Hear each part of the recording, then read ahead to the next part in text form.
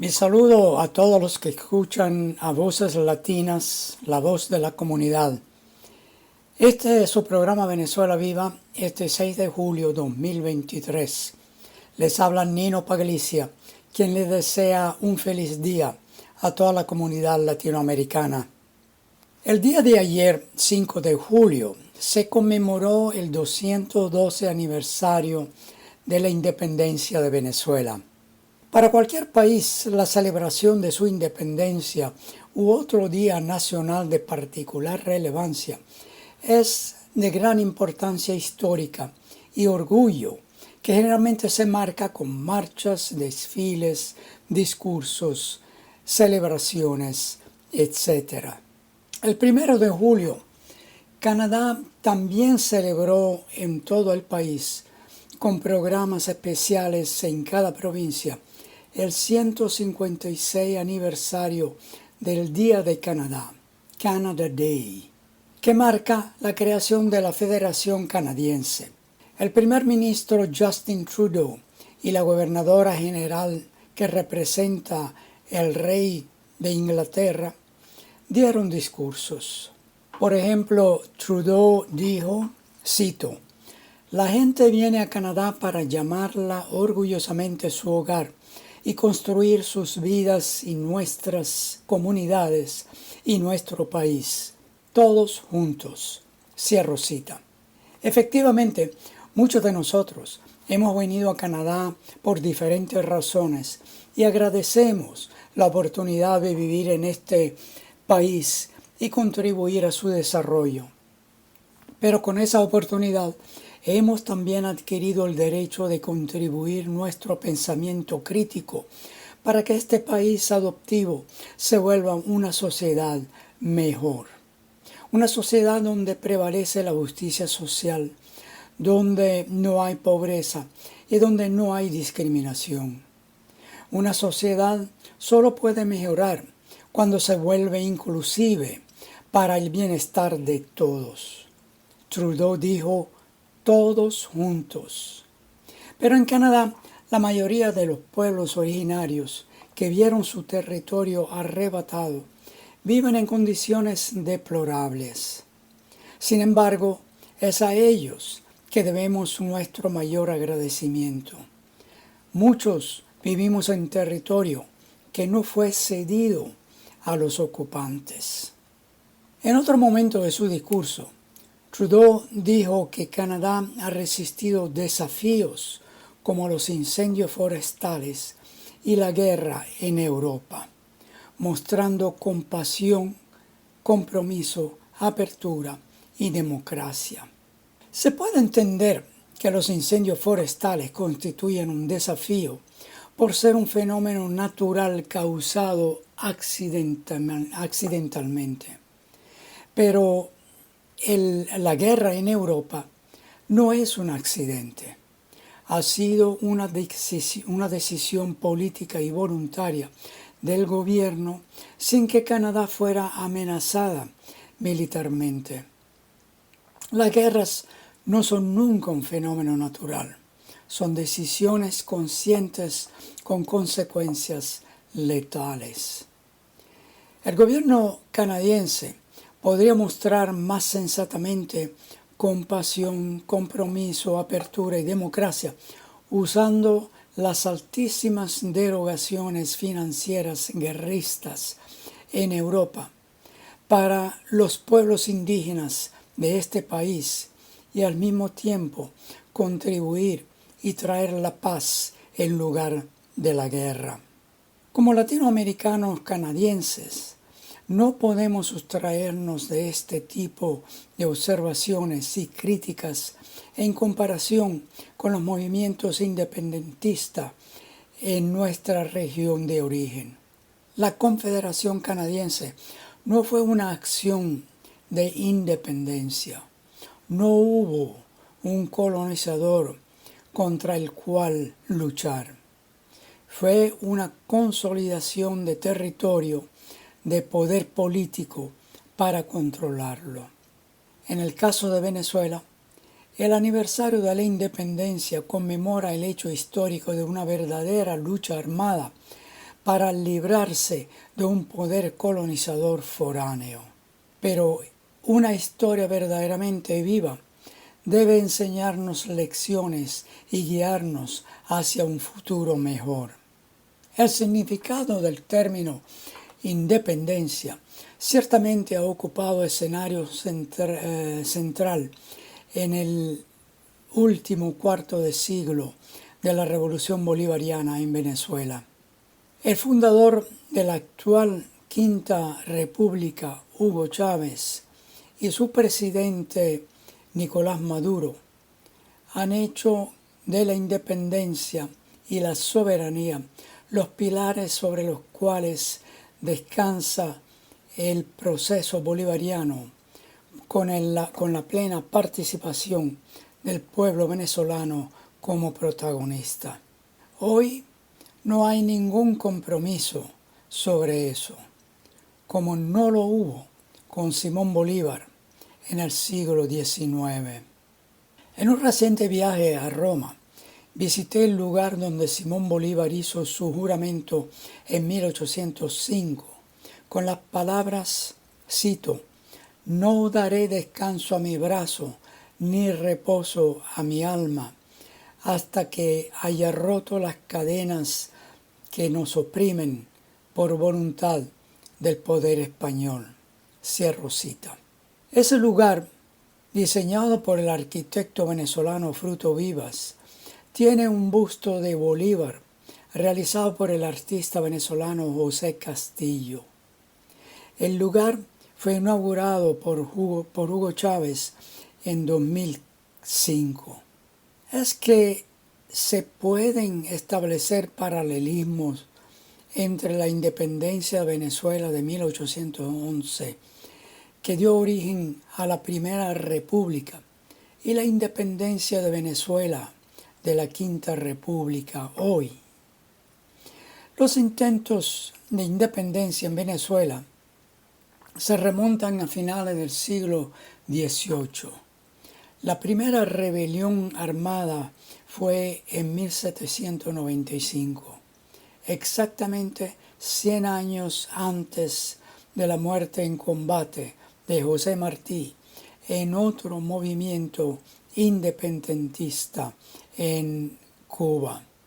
Francisco de Miranda, considerado un precursor de la independencia venezolana, intentó 2 veces llegar al territorio venezolano con una expedición armada desde Haití en 1806. Esas incursiones terminaron en fracasos debido a la negativa influencia del clero, que estaba a favor del poder colonial español, y la indiferencia de sectores de la población que no habían alcanzado plena conciencia sobre su propia liberación del colonialismo. Fue Francisco de Miranda quien propuso la independencia total de España. Sin embargo, para 1808, la oligarquía venezolana estaba dividida.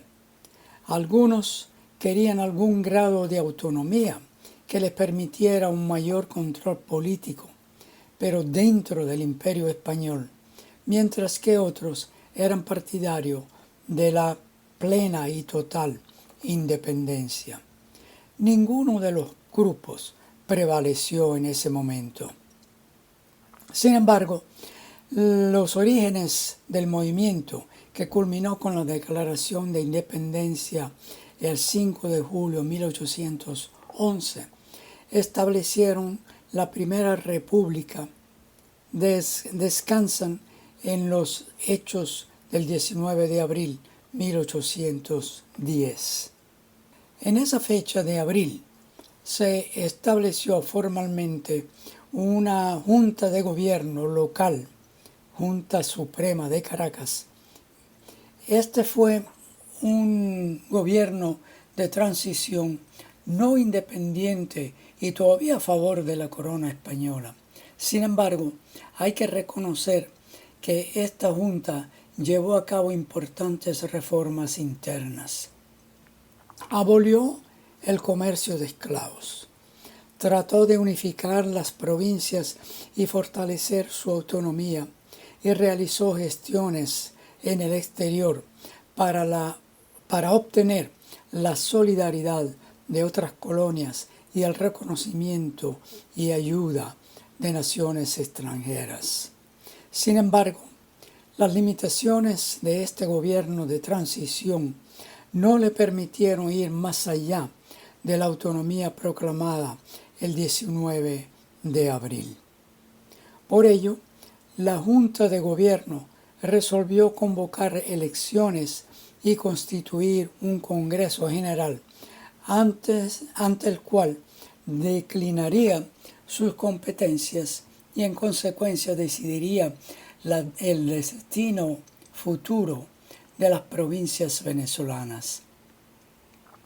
La convocatoria a elecciones fue iniciativa políticamente más significativa de la Junta, ya que aseguró la transformación del gobierno de facto en un gobierno constitucional independiente. Es quizás este ejemplo temprano de encomendar el poder a una asamblea constituyente lo que le da a esa fecha 19 de abril 1810 un lugar destacado en el escudo de Venezuela. Luego de las elecciones, el 2 de marzo de 1811, se llevó a cabo la primera sesión del recién creado Congreso venezolano. El 3 de julio se iniciaron animados debates entre los diputados en torno al tema de lograr la plena independencia. Entre los que estaban a favor estaba Simón Bolívar, quien ante la insistencia de algunos de que los grandes proyectos pueden prepararse con calma, respondió, cito, ¿es que 300 años de calma no bastan? Cierro cita. Esa era una referencia a la duración de la dominación española. El 5 de julio, aprobada la independencia con 40 votos a favor, en representación de 7 de las 10 provincias, el presidente del Congreso declara solemnemente la independencia absoluta de Venezuela. Esto es notable por ser el primer caso de una colonia española en las Américas que declara su independencia absoluta. Este papel de liderazgo de Venezuela y su movimiento independiente en 1811 evoca el movimiento independiente de Venezuela de hoy para la creación de la patria grande de América Latina, concebida originalmente por Simón Bolívar y retomada por Hugo Chávez. El Acta de Independencia estableció una nueva nación denominada Estados Unidos de Venezuela, basada en principios republicanos y federales, aboliendo para siempre la monarquía, bajo los valores de la igualdad de las personas, la prohibición de la censura y la libertad de expresión. Consagró el principio constitucional y se opuso radicalmente a las prácticas políticas, culturales y sociales que habían existido durante 300 años bajo la dominación colonial española. Valores que coinciden con los que hoy propugna la República Bolivariana de Venezuela. Es particularmente significativo citar un párrafo del Acta de Independencia de Venezuela que revela las razones dadas por los diputados para la necesidad de cortar los lazos con España. Cito: no obstante nuestras protestas, nuestra moderación, generosidad y la inviolabilidad de nuestros principios, contrariamente a los deseos de nuestros hermanos de Europa, fuimos declarados en estado de rebeldía. Fuimos bloqueados, se nos declaró la guerra, se enviaron agentes entre nosotros para provocarnos unos contra otros, tratando de quitarnos el crédito con las otras naciones de Europa, implorando su asistencia para oprimirnos. Cierro cita. Esta declaración podía haber sido escrita por Chávez o por el gobierno de Maduro en respuesta a las actuales amenazas extranjeras a la revolución bolivariana. Las similitudes de las tácticas de agresión del nuevo poder colonial estadounidense con más de 200 años de diferencia son sorprendentes. Coinciden casi palabra por palabra, incluyendo referencias a ser bloqueados, amenazadas de guerra, agentes impuestos para dividir y pedir asistencia para oprimirnos a través del cambio de régimen. La Primera República de Venezuela solo duró un año, y aquí es donde pueden estar las verdaderas lecciones de aprendizaje para la Quinta República. El mismo Simón Bolívar analizó las causas de la caída en su documento Manifiesto de Cartagena de 1812. Es interesante señalar algunas de estas causas y al hacerlo pensar en la situación actual de Venezuela. Nos referiremos a una en particular: hostilidad popular. Esta fue una resistencia hostil al movimiento independentista por parte de personas que preferirían seguir siendo una colonia española. Es precisamente esta falta de solidaridad interna la que dio fuerza a las potencias colonialistas para derribar la Primera República. Hoy vemos ataques hostiles similares por parte de grupos derechistas y traidores en Venezuela. Y la resiliencia que está ejerciendo el proceso bolivariano para fortalecer la solidaridad interna que se materializa en su unión cívico-militar. Hay que ser explícitos acá. La hostilidad y protestas populares no violentas no son crímenes. Venezuela ha tenido unas cuantas con violencia que el gobierno de Maduro ha tenido la paciencia de controlar para evitar escalar la violencia. Eso ha dado resultados positivos, pero hay hostilidad y protestas que solo pueden calificarse de traición y por consiguiente constituyen un crimen. Acá no intentamos hacer un juicio, pero veamos cuál es la definición de traición. Según el diccionario de Oxford, el delito de traición a la patria, especialmente intentando matar al soberano o derrocar al gobierno. El diccionario de la Real Academia Española dice: delito cometido por civil o militar que atenta contra la seguridad de la patria. Y según la Enciclopedia Británica, el delito de tratar de derrocar al gobierno de un país o de ayudar a los enemigos de su país durante la guerra. Me pregunto si las acciones de algunos venezolanos, como por ejemplo Juan Guaidó, María Corina Machado, Leopoldo López, Julio Borges y otros, encajan en estas definiciones. Sin embargo, solo recientemente el gobierno venezolano está considerando estas acusaciones. Esa es mucha tolerancia que los venezolanos empiezan a cuestionar. Aún más cuando las leyes de Venezuela también son muy claras al respecto.